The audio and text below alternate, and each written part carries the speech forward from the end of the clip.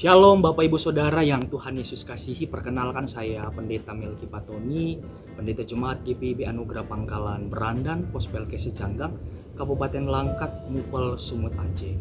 Dalam kesempatan ini Bapak Ibu Saudara, kami Pospelkes Secanggang mencari dana dalam rangka pengadaan motor gereja untuk mendukung proses pelayanan saya di Pospelkes Secanggang. Mohon bantuan dan dukungan dari Bapak Ibu Saudara sekalian. Berikut Ibu Bapak profil dari Pospelkes Secanggang.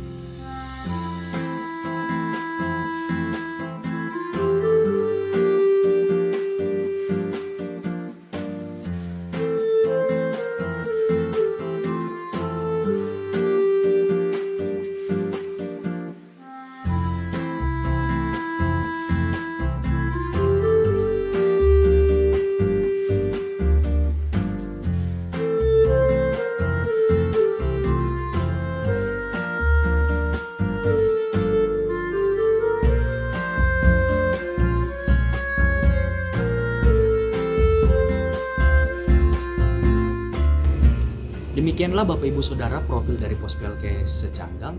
Kiranya Bapak Ibu Saudara berkenan untuk membantu, mendukung dan menopang pelayanan kami.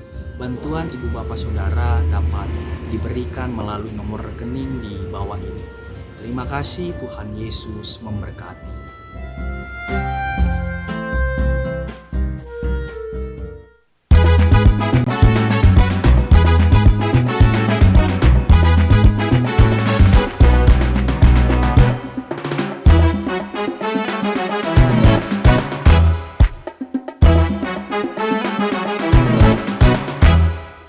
Selamat malam Bapak Ibu Saudara dan adik-adik yang diberkati Tuhan.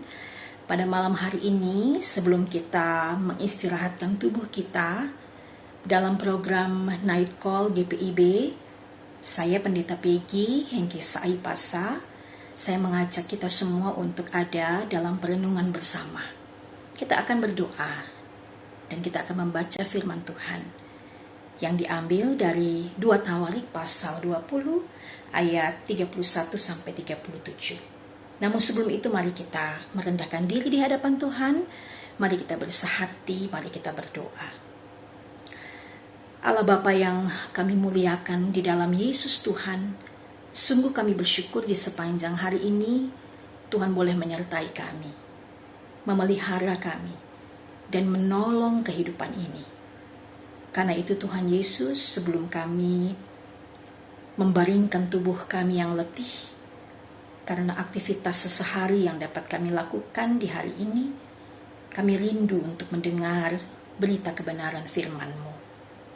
Urapilah setiap kami yang boleh mendengar melalui kanal YouTube ini, agar firman Tuhan boleh kami resapi, kami hayati, dan menjadi sebuah pelajaran yang penting untuk kami lakukan. Sehingga kami bukan saja menjadi pendengar, tapi kami menjadi pelaku firman Tuhan yang sejati. Kami siap Tuhan untuk membaca serta merenungkan firman Tuhan. Bersabdalah kepada kami ya Tuhan Yesus. Kami siap untuk mendengarnya. Di dalam nama Yesus firman hidup, kami sudah berdoa. Amin. Bacaan kita diambil dari 2 Tawarik pasal 20 ayat 31 sampai 37 yang menyatakan, Yosafat memerintah atas Yehuda. Ia berumur 35 tahun pada waktu ia menjadi raja dan 25 tahun lamanya ia memerintah di Yerusalem. Nama ibunya ialah Azubah, anak Silhi. Ia hidup mengikuti jejak Asa ayahnya. Ia tidak menyimpang daripadanya dan melakukan apa yang benar di mata Tuhan. Hanya bukit-bukit pengorbanan tidak dijauhkan.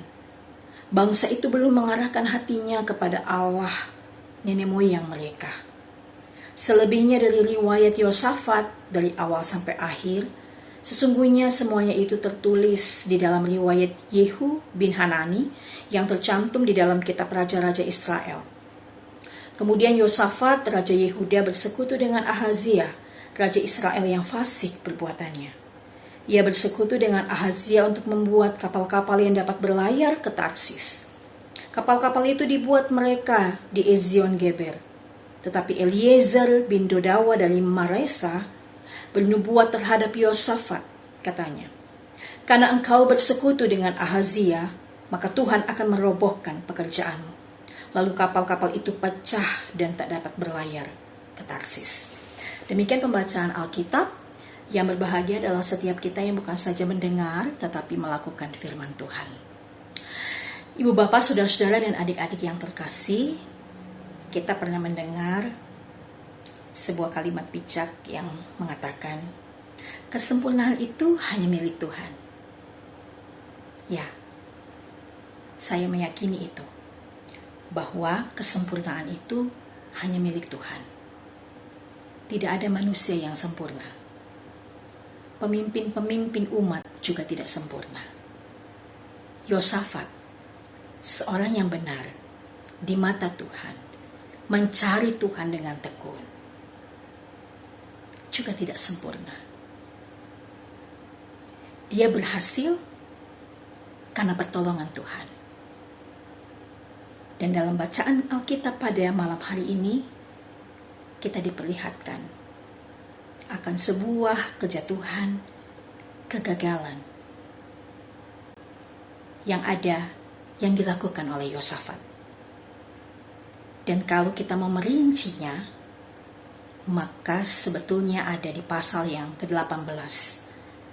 Yang saya mau katakan, kegagalan yang pertama adalah ketika dia menjadi besan daripada Raja Ahab, di mana anaknya yang adalah Yoram menikah dengan Atalia yang adalah anak dari Raja Ahab. Karena itu Raja Ahab mengajaknya bersekutu untuk melawan Ramot sesuai dengan pasalnya yang ke-19, ke-18, bahwa Ahab mengajak Yosafat untuk menyerang Ramot Gilead. Dan karena pertolongan Tuhanlah, maka Yosafat bisa selamat dari pertempuran itu. Sehingga jelaslah apa yang dikatakan oleh Yehu bin Hanani, bahwa dia mengatakan, sewajarnyakah engkau menolong orang fasik dan bersahabat dengan mereka yang membenci Tuhan? Karena ini sebenarnya Tuhan murka padamu. Tetapi karena ada hal-hal baik padamu, engkau menghapus tiang-tiang berhala dari negeri ini dan mencari Allah dengan tekun, maka Tuhan menolongmu, maka Tuhan menyelamatkanmu. Rupanya pengalaman iman seperti ini kemudian tidak dihayati dan diresapi oleh Yosafat. Sehingga dalam pembacaan Alkitab kita di pasal yang ke-20, ayat 31 sampai 37, nyata betul bahwa Yosafat kembali jatuh. Yang saya mau katakan ini adalah kegagalan yang ketiga. Kejatuhannya. Karena dia bersekutu dengan Ahazia yang adalah raja yang fasik perbuatannya, yang tentunya perbuatan yang tidak dikehendaki Tuhan. Mereka bersekutu untuk membuat kapal-kapal yang dapat berlayar ke Tarsis, yang tentunya mereka akan mendapatkan keuntungan dari segala yang mereka lakukan itu. Tetapi Eliezer bin Dodawa mengatakan sebuah hal yang cukup keras. Dikatakan bahwa karena engkau bersekutu dengan Ahazia, maka Tuhan akan merobohkan pekerjaanmu. Dan inilah yang dilakukan Allah. Dia merobohkan pekerjaan-pekerjaan yang dilakukan oleh Ahazia dan Yosafat. Dipecahkannya kapal-kapal itu, dan akhirnya mereka batal melakukan pelayaran ke Tarsis. Karena bersekutu dengan orang-orang yang tidak dikehendaki Tuhan. Kegagalan ini tentunya mau kita ambil sebuah pelajaran melalui perenungan di malam ini. Ternyata berlaku konsisten itu tidak mudah. Konsisten dalam komitmen hidup benar itu ternyata tidak mudah. Untuk hidup setia itu tidak mudah. Karena kita banyak berkompromi pada akhirnya. Kita membiarkan diri untuk terjerumus. Kita mau menjerumuskan diri kita. Ya, kita menganggap mungkin diri kita benar. Kita saleh.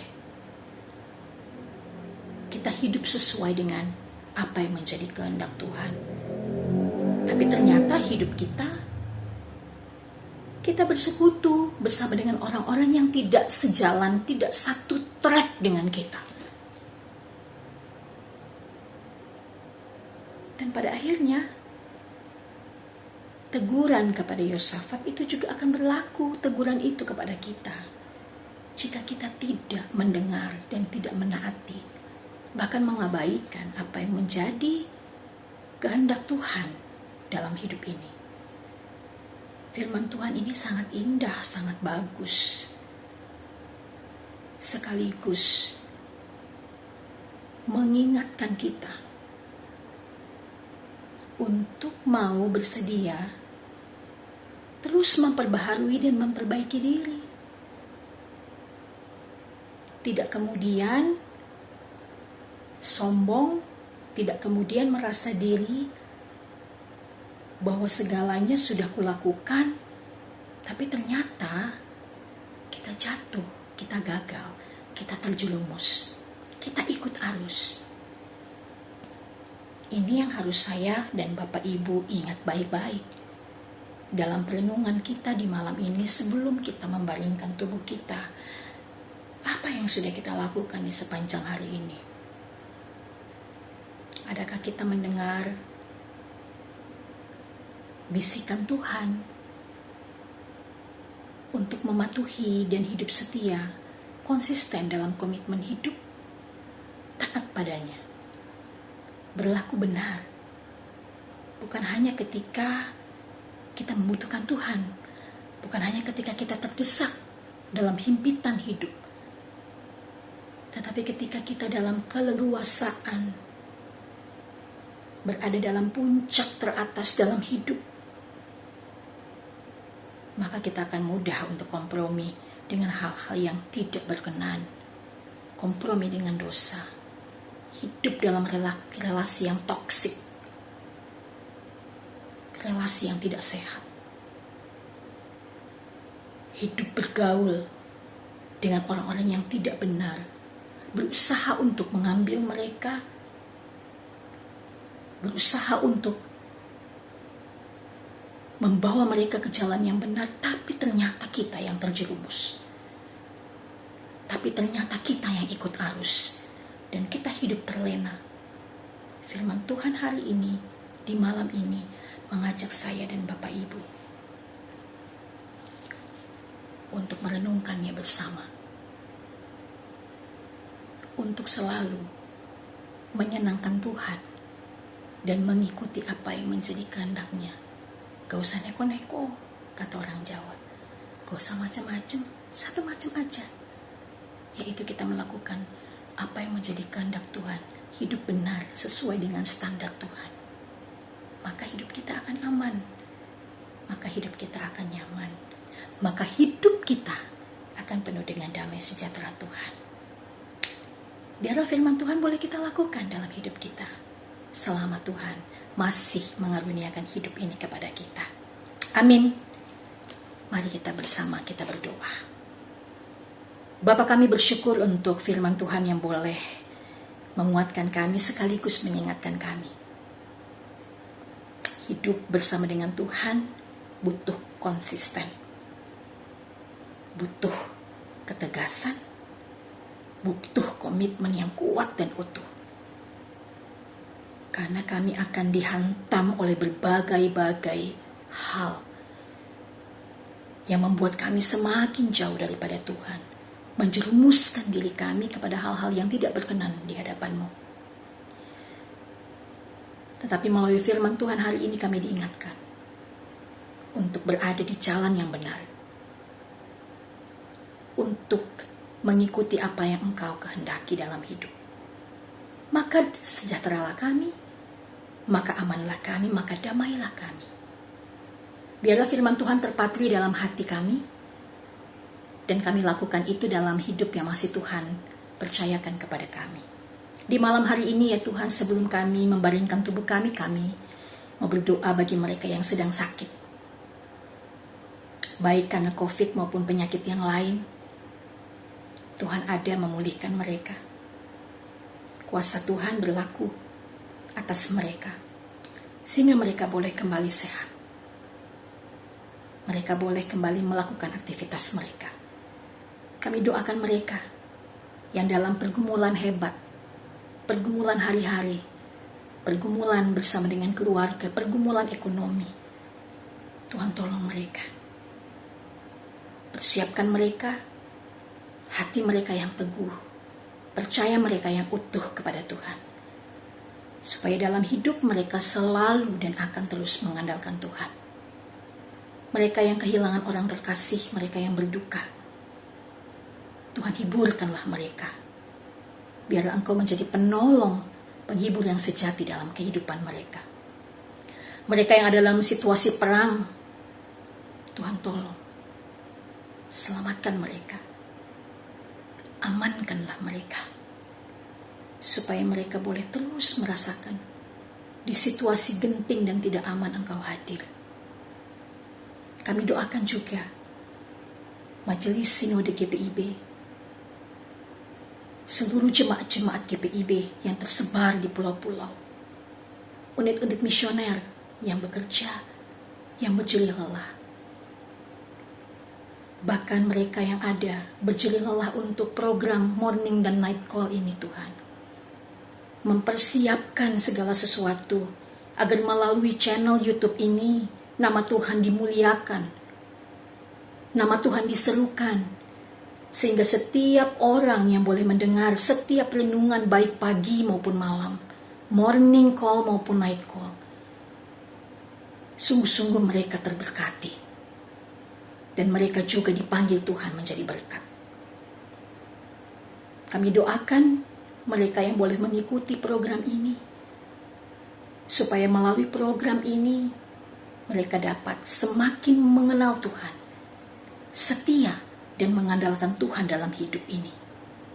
Terima kasih Tuhan Yesus. Kami akan beristirahat, mengistirahatkan tubuh kami dari keletihan tubuh yang kami boleh lakukan dengan aktivitas kami yang panjang. Tuhan berkati kami, sehingga kami boleh benar-benar menikmati malam hari ini. Dan kiranya besok hari kami boleh bangun lagi dengan kekuatan dari Tuhan, untuk kami boleh melakukan aktivitas kami. Inilah doa kami Tuhan, inilah syukur dan permohonan kami. Hanya di dalam nama Tuhan Yesus Kristus Tuhan, kami sudah berdoa dan kami bersyukur. Amin. Selamat malam Bapak Ibu Saudara, selamat beristirahat. Tuhan Yesus berkati saudara.